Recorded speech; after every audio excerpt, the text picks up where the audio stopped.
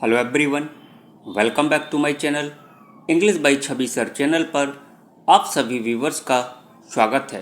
तो दोस्तों, आज मैं डिस्कस करने जा रहा हूं एमए फोर्थ सेमेस्टर के paper first 20th century British literature से W.B. ईट्स की पोयम सेलिंग टू बाइजेंटियम के ऑब्जेक्टिव टाइप क्वेश्चंस का part second.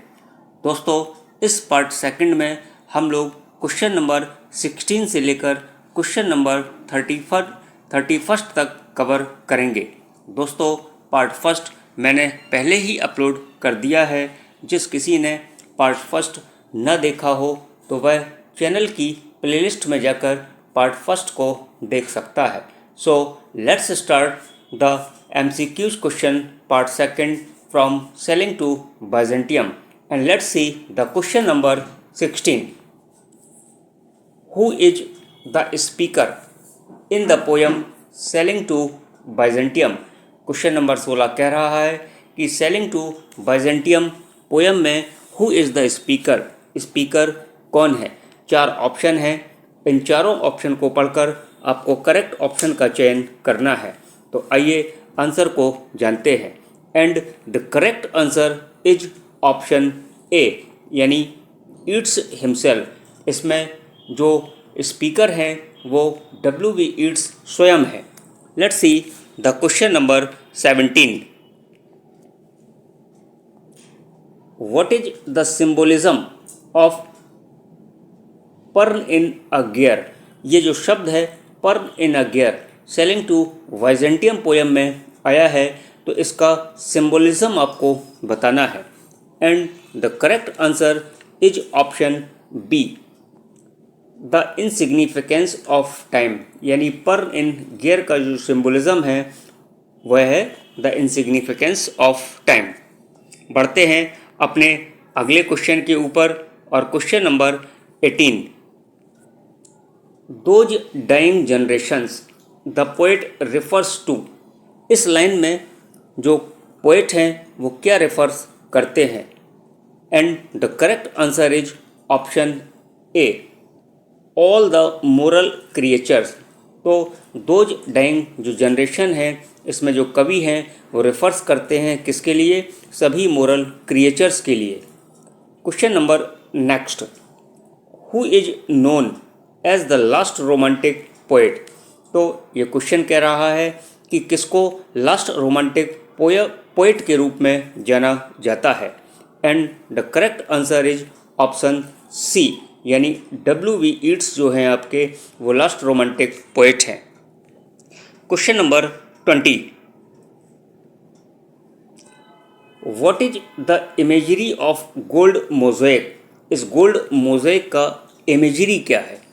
And the correct answer is option A, gold mosaic का जो इमेजरी है वो है the beauty and elegance of the world, यानी option A is the right answer. Question number 21। What does the phrase dying animal suggest. तो ये जो phrase है डाइंग एनिमल, ये क्या सजेस्ट करता है। तो क्वेश्चन नंबर 21 का जो करेक्ट आंसर है वो है ऑप्शन बी, यानी the decay of human life. जो डाइंग एनिमल का फ्रेज है वो डिके ऑफ ह्यूमन लाइफ है। Question number 22। What is the speakers attitude towards youth. ये क्वेश्चन कह रहा है कि नौजवानों के प्रति स्पीकर का एटीट्यूड क्या है। तो 22 क्वेश्चन का जो करेक्ट आंसर है वो है option A, nostalgic. Question number 23।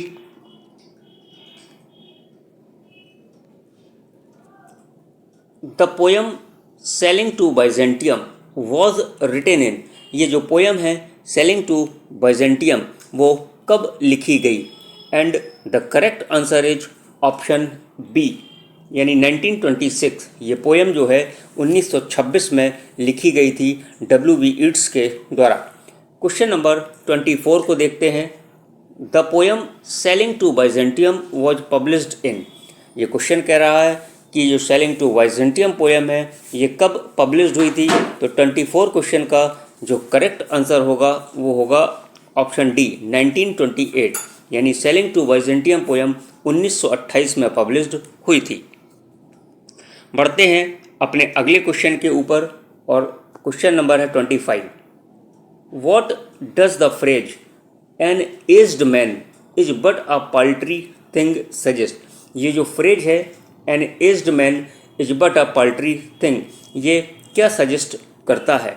तो क्वेश्चन नंबर 25 का जो करेक्ट आंसर है वो है option A, that old age is insignificance and worthless.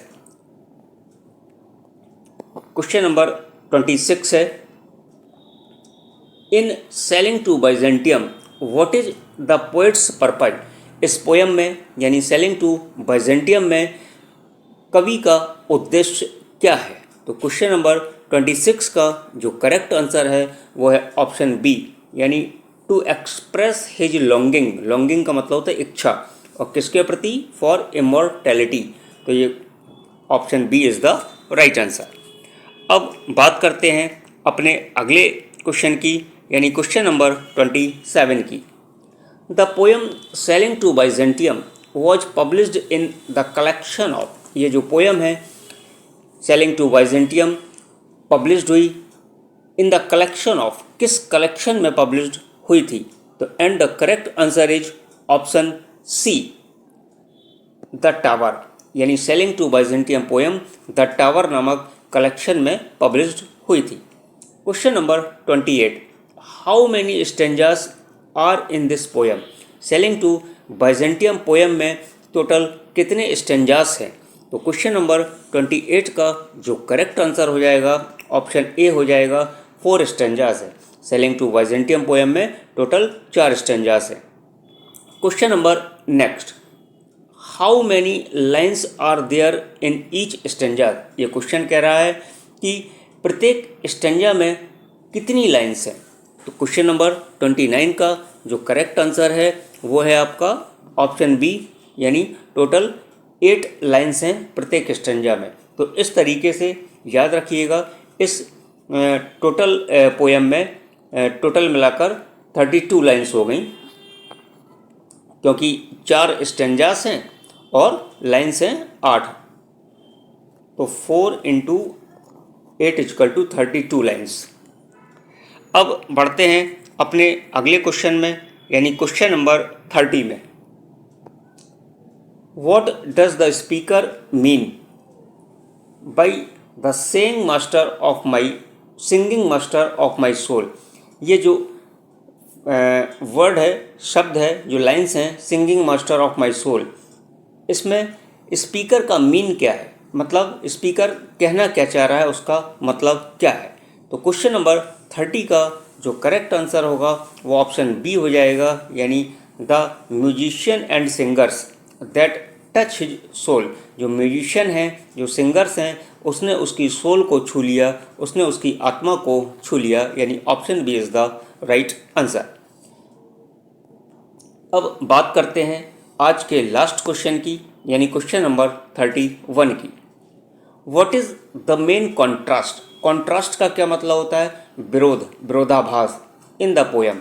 इस पोएम में सेलिंग टू बाइजेंटियम में मेन कॉन्ट्रास्ट क्या है? तो 31 क्वेश्चन का जो करेक्ट आंसर है वो है ऑप्शन ए, यूथ वर्सेस ओल्ड एज। तो इस पोएम में यूथ और ओल्ड एज के बीच में कॉन्ट्रास्ट दिखाया गया है। तो दोस्तों, ये था पार्ट 2 सेलिंग टू बाइजेंटियम का। वीडियो आपको कैसा लगा?